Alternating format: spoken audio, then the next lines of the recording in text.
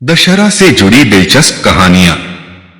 जय श्री राम दोस्तों, आप सभी को दशहरा की हार्दिक शुभकामनाएं। मित्रों, नवरात्रि के 9 दिनों में दुर्गा की भिन्न भिन्न रूपों की पूजा अर्चना की जाती है। मां दुर्गा को शक्ति की देवी कहा गया है। उनकी पूजा अर्चना का अपना ही महत्व है। भक्त 9 दिनों तक मां की शरण में रहते हैं। उन्हें प्रसन्न करने के लिए व्रत धारण करते हैं और दशहरा के त्योहार के साथ ही व्रत समाप्त हो जाता है। दशहरा के पीछे कई महाकाव्य और कथाएं हैं। एक नजर में भारतीय संस्कृति की बात करें तो इसमें देवनागरी भाषा को महत्व दिया गया है। ऐसा कहा जाता है कि हिंदी भाषा से कई 100 साल पहले संस्कृत भाषा का प्रचलन था। उसी संस्कृत भाषा में दशहरा त्योहार को दशहारा के रूप में वर्णित किया गया है। इसका एक शाब्दिक अर्थ यह भी है कि 10 शीश वाला हार गया और रावण के पास 10 शीश थे, जिसका वध भगवान श्री राम ने किया था। अपने देश के साहित्य तमाम भाषाओं में रचे गए हैं। धार्मिक रूप से भी साहित्य की रचना की गई है। महाकाव्य और ग्रंथों के जरिए हमें अपने संस्कारों के बारे में विस्तार से जानकारी भी मिलती है। उन्हीं कहानियों में दशहरा को एक उत्कर्ष का त्योहार बताया गया है और इस त्योहार में महापुरुष और महायोद्धा के रूप में भगवान श्री राम को दिखाया गया है। उन्हें सत्य का प्रतीक माना गया है और इन कथाओं में विस्तार से बताया गया है कि कैसे उन्होंने रावण के घमंड को चूर किया था। आइए दोस्तों, इन दिलचस्प कथाओं पर नजर डालते हैं।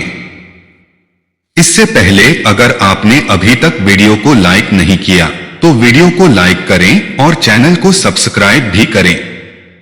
तो आइए दोस्तों, वीडियो शुरू करते हैं।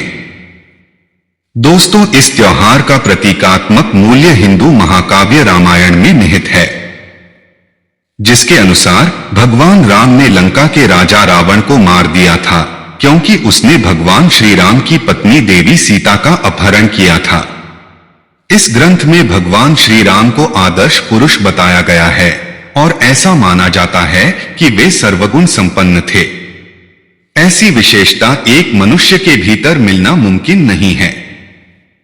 इसमें लक्ष्मण, हनुमान के साथ साथ वानर सेना का भी जिक्र है, जिन्होंने देवी सीता को बचाने के लिए राक्षसों से युद्ध किया और उन्हें जीत दिलाई। दरअसल युद्ध की यह कहानी सिर्फ कहानी भर नहीं है, बल्कि इससे समाज को कई तरह की प्रेरणा भी मिलती है। कहा जाता है कि भगवान श्री राम और रावण के बीच यह युद्ध 10 दिनों तक चलता रहा और विजयदशमी यानी कि दशहरा को भगवान श्री राम को जीत हासिल हुई।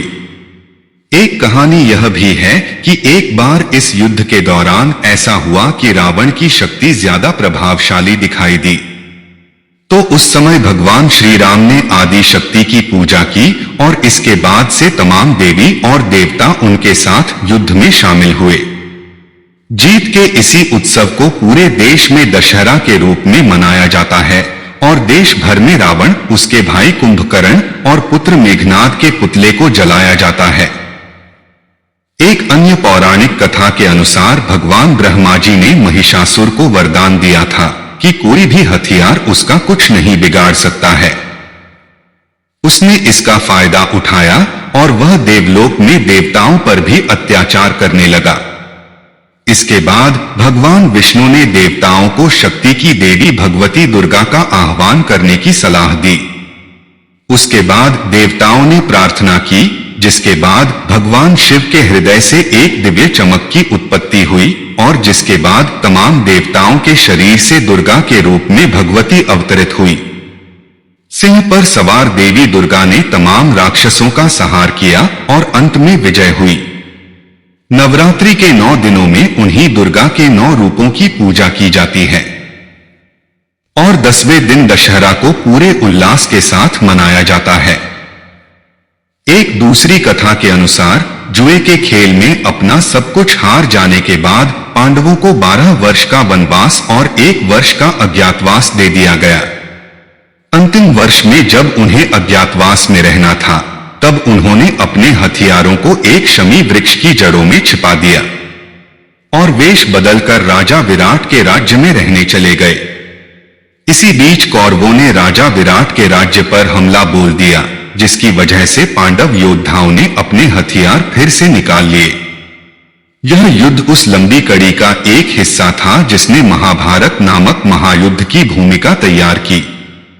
दशहरा से जुड़ी एक और आम कथा के अनुसार एक युवा कौत्स नामक ब्राह्मण अपने गुरु ऋषि वर्तंतु से गुरुदक्षिणा लेने हेतु लगातार आग्रह करता है।